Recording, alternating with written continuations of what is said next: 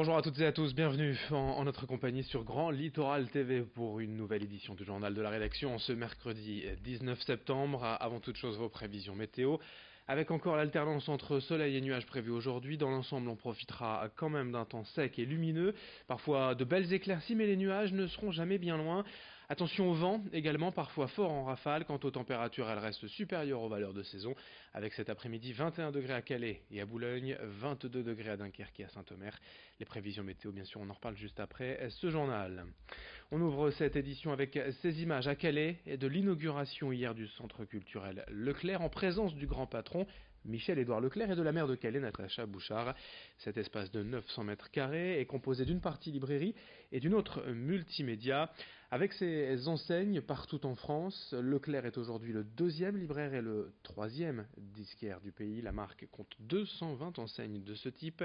Ainsi, près d'1 million d'euros ont été investis pour réhabiliter cette cellule commerciale du centre Calais Cœur de Vie. Avec cette nouvelle enseigne attractive, c'est tout le centre-ville de Calais qui est d'ailleurs relancé, avant l'arrivée possible d'un hypermarché Leclerc en périphérie de la ville dans les prochains mois. Explication complémentaire au micro de Jean-Baptiste Alloire. Leclerc est une des rares enseignes qui a privilégié la culture dans sa distribution. Alors il y a des livres, des disques partout dans les hyper, il y en a sur notre site internet, mais nous avons un concept spécialisé, espace culturel, qui est comme celui-ci, et qui a fait de Leclerc le deuxième libraire de France, le troisième disquaire, qui est très en pointe dans le multimédia. Par la culture, par la vidéo, par la musique, par le loisir, on fait revenir une clientèle qui prend du temps, qui vient regarder les nouveautés. Je pense que c'est bien pour les centres-villes et ça vaut en tout cas les activités de restauration qui sont indispensables pour remettre de la vie. Dans l'actualité également dans la région, c'est un véritable drame qui s'est produit hier à Doudoville, dans l'arrière-pays boulonnais. Un homme de 38 ans en instance de séparation a poignardé 3 membres de sa famille, dont sa mère qui est décédée. L'homme fragile psychologiquement était simplement venu récupérer des affaires chez son ex-compagne avec ses parents. Mais à peine arrivé, il a sorti un couteau et a poignardé son ancienne conjointe. Son père s'est d'abord interposé, il a été blessé à la jambe, puis sa mère également, mais elle a été touchée au thorax et n'a pas survécu à ses blessures. L'homme a été placé en garde à vue hier, mais vu son état probablement schizophrène selon le procureur de la République, il n'a pas pu être entendu par la police.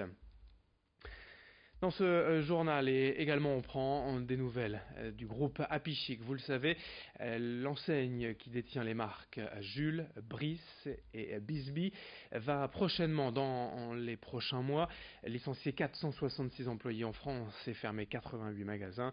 L'enjeu des discussions concernera bien évidemment d'ici les prochaines semaines les indemnités prévues, voire les possibilités de reclassement. Il y avait hier à Roubaix au siège un comité d'entreprise extraordinaire avant l'entame des négociations du PSE, le plan de sauvegarde de l'emploi. C'est un vrai bras de fer qui s'annonce dès le 26 septembre jusqu'à la fin de l'année, avant les premiers licenciements prévus en janvier. L'état des lieux avec un délégué syndical CGT au micro d'Idil Gunaï. La direction propose des reclassements, mais c'est très, très minime par rapport aux 466 personnes. Et donc ça va être très dur de reclasser, même si on arrive à reclasser une centaine de personnes, ça va être un grand miracle. Le gros combat, ça va être pour que nos 466 personnes qui partent avec voilà, des indemnités à hauteur de ce qu'ils ont besoin réellement et de ce que la société leur doit surtout. C'est la société qui leur doit. Ils n'ont pas demandé à partir. C'est malheureusement la direction qui a décidé de ces postes-là. Et donc on fera le nécessaire. Donc voilà, on va vraiment rentrer là, on va devoir taper du poing sur la table.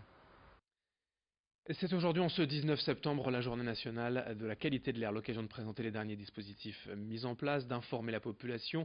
En cas de pollution, c'est Atmo Nord-Pas-de-Calais qui s'en charge ici dans la région. L'objectif, c'est donc d'informer, de sensibiliser les habitants de la région aux dangers, aux risques parfois des pics de pollution. Quelle est la situation donc actuellement dans les Hauts-de-France? A-t-elle changé depuis 10 ans? Élément de réponse avec Céline Desrosiaux d'Atmo Nord-Pas-de-Calais au micro de Lucille Constant. Alors globalement, on a une situation qui a tendance à s'améliorer. Je dis bien qui a tendance, si on regarde sur 10 ans. Par contre, sur les 3 dernières années, on est plutôt sur des niveaux de polluants qui sont relativement stables. Donc on n'est plus dans une marge ni de dégradation ni d'amélioration, il y a une stabilité.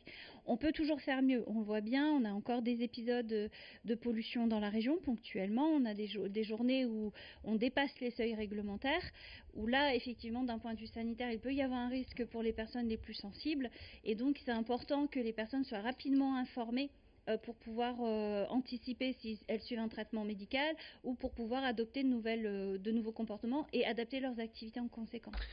Dans cette édition également, le grand angle de la rédaction pour suivre les travaux de déploiement de la ligne à très haute tension de Vendin-le-Vieil à Gavrelle dans le Pas-de-Calais.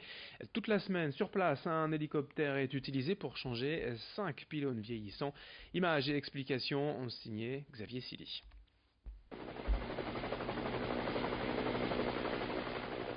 L'hélicoptère au secours des pylônes électriques vieillissants. Pour entretenir ces géants de fer victimes de corrosion, de rouille et de perforation, l'entreprise Réseau de transport d'électricité peut dégainer des moyens hollywoodiens. Pour nous, utiliser l'hélicoptère, c'est plus rapide que la grue. L'hélicoptère va nous permettre en fait d'aller charger un tronçon, un morceau donc du pylône et venir l'assembler donc directement sur la place qui est prévue.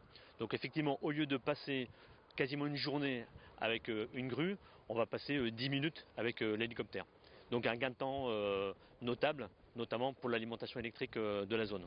L'entreprise a investi 4,5 millions d'euros pour ajeunir une vieille ligne du Pas-de-Calais, construite juste après la Seconde Guerre mondiale.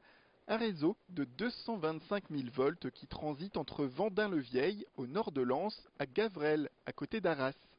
Il se trouve que sur cette ligne-là, on a donc 55 pylônes, et sur ces 55 pylônes, on a considéré qu'il y en avait 30 qui nécessitaient d'être remplacés complètement. Voilà, donc 30 pylônes remplacés complètement, et le reste, où ce sont des barres qui sont remplacées pièce à pièce.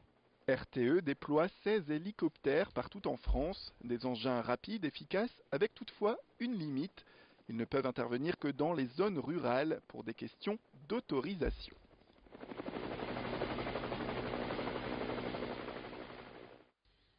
Fin de cette édition, merci à vous de l'avoir suivi. Je vous rappelle les prévisions météo. Aujourd'hui encore pas mal de vent, des rafales jusqu'à 50-60 km/h, des températures tout de même très agréables, supérieures au normal de saison, 21 à 22 degrés aujourd'hui sur le littoral Côte d'Opale, et de belles éclaircies, du soleil, même si les nuages ne seront jamais bien loin.